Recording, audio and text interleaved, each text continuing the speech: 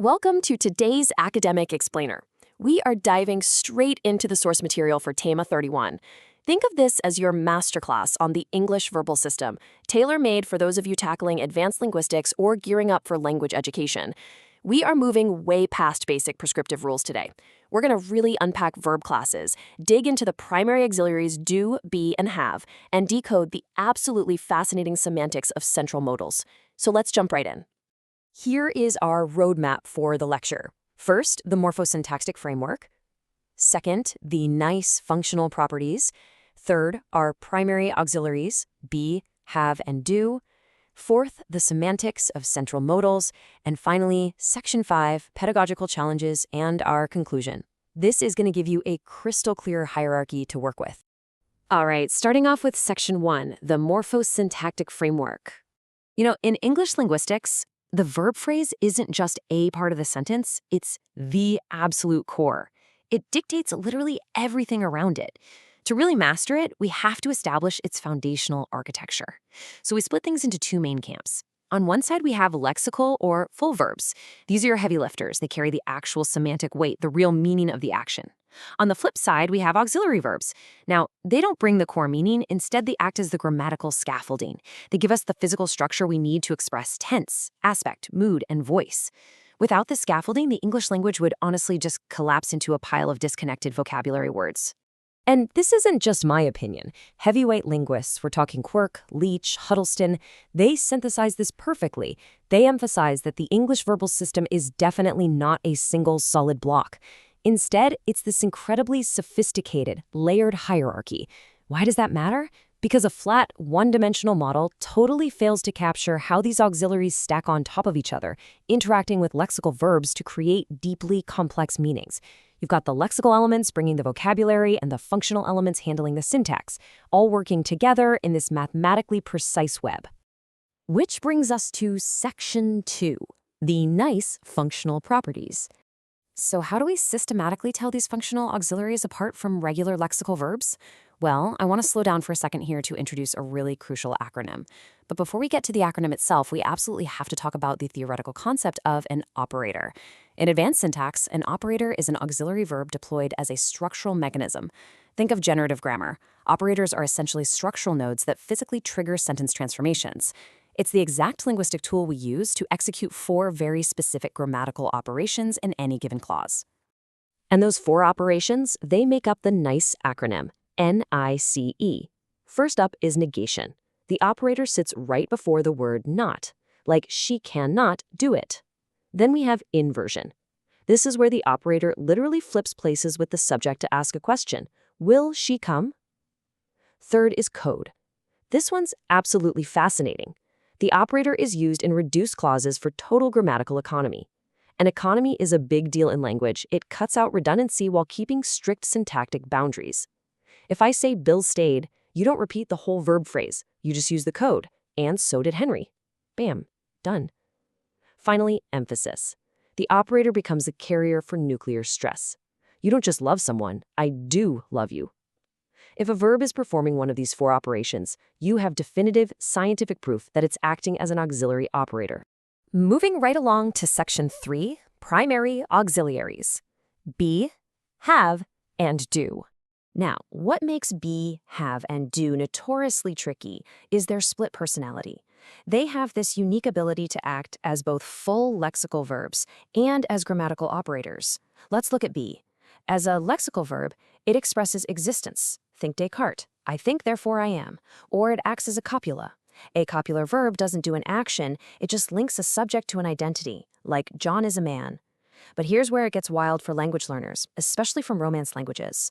As Quirk points out, English uses the lexical be for measurements. In Spanish, you have years, right? But in English, you are 40 years old. You are 5 feet tall. The weather is cold. Now contrast that with be as an auxiliary. Suddenly, it drops all that semantic meaning and simply becomes a structural marker for the progressive aspect. She is studying, or the passive voice. A film is being shown. And just to show off how flexible be really is, we also have the modal semi-auxiliary be too. Look at these 4 specific semantic uses. It handles future plans, like scheduled events, they are to be married. It covers mutual arrangements and commands, but check out that third point, fate or destiny. This is a super advanced C2 level concept called future in the past. It lets a speaker retroactively map a finalized destiny onto a past event, like he was never to see his family again. It's an incredible tool for narrative pacing, and finally, it denotes reasonableness, or what's advisable, like mistakes were to be expected. It's just an immensely versatile construction. Next up, we have have. On the lexical side, when have is dynamic, like having a good time, or causative, like having the house painted, it behaves exactly like a normal verb, meaning it completely relies on do support for questions or negatives, whether you're speaking British or American English. You have to ask, did you have a good time? It also has a stative sense for pure possession, like a square has 4 sides. But shift over to its auxiliary role, and its entire job is to combine with a past participle to form the perfect aspect, creating that brilliant bridge between the past and present. Or, as a modal, have to, it slaps down a strong external obligation. Our third primary auxiliary is do. Lexically, it's a general verb, but more specifically, it's a proverb. It stands in for an unidentified action, like saying, I must do it myself. But its life as an auxiliary? That is where things get really interesting. In linguistic theory, it's often called the dummy operator or dummy do. Why dummy? Because it carries literally 0 semantic weight. It is injected into a sentence strictly to satisfy syntax rules when there's no other inherent auxiliary around. It gives us that essential do support, so we can actually use those nice properties, like negation and inversion, in simple present and past tenses. Essentially, it swoops in and rescues the syntax. All right, Section 4, Semantics of Central Modals. So we've tackled the primary auxiliaries. Let's shift our focus to the central modal auxiliaries. These guys are a fiercely regulated, highly distinct class of verbs. They govern the mood and the attitude of the whole sentence. But to understand what they mean, we have to look at their strict boundaries. They have 3 unbreakable morphological constraints. 1, they are always followed strictly by a bare infinitive. 2, they completely lack non-finite forms. You will never ever see an infinitive, to can, or a participle like musting. And 3, they never take that third-person singular s suffix. It's always he can, never he cans. To throw some academic history your way, linguists call these defective verbs. Etymologically, they actually evolved from the past tense forms of Old Germanic verbs. That's exactly why they structurally cannot accept standard present tense suffixes today. Mind-blowing, right? So, the crucial point is how these defective verbs map onto semantic functions. Let's break down this matrix dynamically. Can and could are your go-to for possibility, ability, and informal permission. Upgrading to could softens the tone, making requests way more tentative and polite. Then you have may and might, which push us into the territory of remote possibility and very formal permission. Next, shall and will. Yes, they are our structural markers for the future, but crucially, they also carry deep volition, intention, or even insistence. They're about willpower, not just time. And finally, should and ought to. We use these for tentative inferences based on logical evidence, like the mountains should be visible from here, as well as for social obligation. But if we really want to grasp the depth of modal pragmatics, we have to look closely at must. Must literally splits into 2 totally different semantic categories, purely based on context. First, epistemic must. This is all about logical necessity or deduction. If your friend has been working straight for 14 hours, you logically deduce the reality. You must be feeling tired. Then there's deontic must. This is about authority, compulsion, or direct obligation. This is the strict parent telling the teenager, you must be back by 10. It is the exact same word, bound by the exact same defective rules, but the pragmatic attitude shifts completely from deducing a fact to enforcing a strict rule. And that brings us to our final section, Section 5, Pedagogical Challenges and Conclusion. Let's bring all this heavy academic theory back to the real world. Because if you're an educator, especially training students for high-level language assessment, your goal isn't just to have them memorize Quirk and Leach. The goal is clear teaching outcomes. The real complexity of the English verb system isn't just in the forms.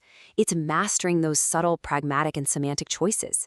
I mean, knowing the structural difference between can and could is basic, but understanding that swapping can for could instantly elevates the sociolinguistic politeness of a request in a formal business meeting, that's huge. Moving from just knowing the form to truly understanding the function, that is exactly what separates basic fluency from true C2 level mastery.